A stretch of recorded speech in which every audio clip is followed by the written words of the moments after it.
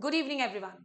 आज के इस छोटे से सेशन में Chhattisgarh public service commission ACF forest ranger 2020 में पूछे गए एक बड़े इंपॉर्टेंट सवाल का डिस्कशन करेंगे हम लोग।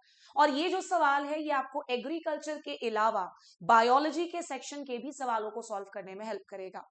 सवाल क्या है पहले इसको पढ़ लेते हैं और उसके बाद इसके पीछे के कॉन्सेप्ट्स को आज के इस सेशन में सीख करके जाते हैं। RQ is more than one when the substance being used to provide energy to the body is fat, protein, glucose या organic acid।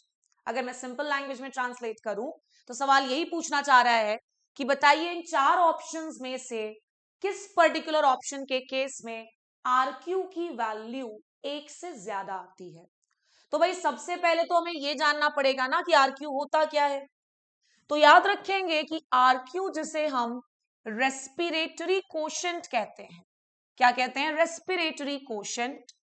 मैं आ रही हूं इस चीज पर कि इसे कैसे निकाला जाता है। सबसे पहले आप बेसिक इंट्रोडक्शन ले लो। ध्यान रखिएगा कि रेस्पिरेटरी कोशेंट को हम RR भी कहते हैं बिकॉज इस तरह के भी सवाल पूछ लिए जाते हैं। RR से मतलब है रेस्पिरेटरी रेशियो। Respiratory ratio. तो सबसे पहला पॉइंट हमें मिल गया कि भाई RQ को हम RR या रेस्पिरेटरी रेशियो के नाम से भी जानते हैं। अब आ जाते हैं कि भाई ये RQ होता क्या है, कैसे निकाला जाता है। तो इतना बेसिक आप अपने दिमाग में जरूर रखना इस टॉपिक को पढ़ने से पहले कि रेस्पिरेशन जो प्रोसेस है, रेस्पिरेशन जो प्रोसेस होता है इसमें ऑक्सीजन यूज होता है और ऑक्सीजन यूज करके CO2 गैस क्या हो जाता है? रिलीज होता है। क्यों ऑक्सीजन यूज होता है रेस्पिरेशन के दौरान? ताकि हमारे द्वारा खाया गया खाना हमारी बॉडी ऑक्सीजन की उपस्थिति में जलाए और हमें ढेर सारी एनर्जी प्रोवाइड कर सके। इस दौरान ऑक्सीजन यूज होता है और CO2 गैस जो है वो रिलीज होता है। अब जब हम बात करते हैं RQ की, या जैसे हमने RR कहा रेस्पिरेटरी रेशियो, तो इसको निकालने का फॉर्मूला क्या है? The formula is CO2 released divided by oxygen use. कितना CO2 रेस्पिरेशन के दौरान निकल गया, इसे भाग जब आप दे देते हैं कितना ऑक्सीजन यूज हुआ है रेस्पिरेशन के दौरान, तो जो चीज हमें मिलती है दैट इज रेस्पिरेटरी कोशेंट। एक और चीज समझ लीजिएगा बिकॉज ये छोटा सा सेशन है, ये कोई बहुत डिटेल्ड सेशन नहीं है। बस मेरा ये टारगेट है कि ये जो सवाल पूछा गया था इसका आप कॉन्सेप्ट समझ लें और आने वाले समय में किसी भी टाइप का सवाल अगर RQ से आधारित आता है तो आप सभी से बन जाए।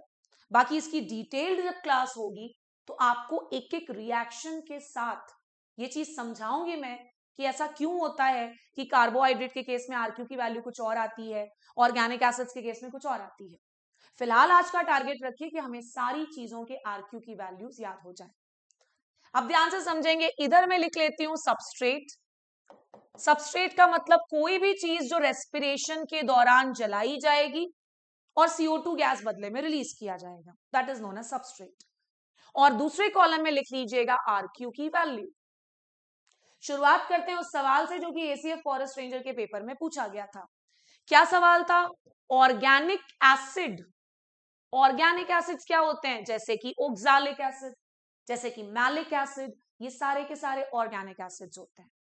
ध्यान रखिएगा कि ऑर्गेनिक एसिड के केस में RQ की वैल्यू इज मोर देन 1। और यही तो सवाल पूछा था, यही सवाल पूछा था। जब डिटेल्ड सेशन में लूंगी तो हम रिएक्शंस की मदद से कैलकुलेट करना भी सीखेंगे। वील चेक इट आउट कि कैसे ऐसा बोला जाता है, क्यों ऐसा कहा जाता है। बट फिलहाल इस छोटे से सेशन के लिए इतना सीख करके जाएंगे कि किसके लिए RQ की वैल्यू कितनी आती है।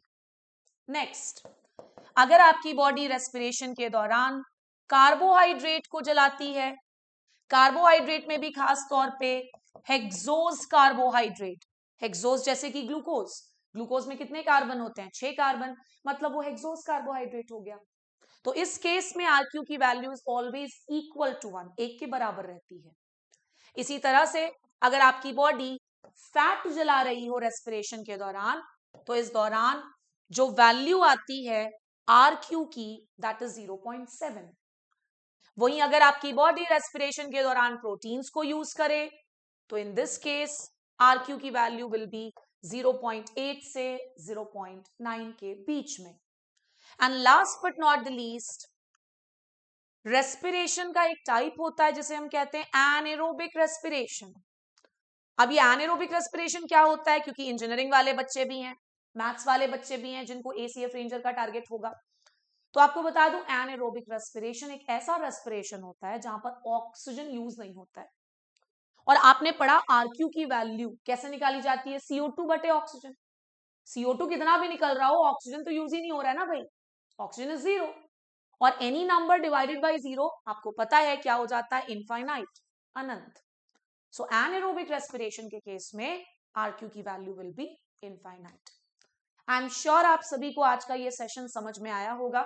नेक्स्ट सेशन में एक इसी तरह के टॉपिक के साथ दोबारा मिलूंगी। Till then do keep watching us. Thank you so much.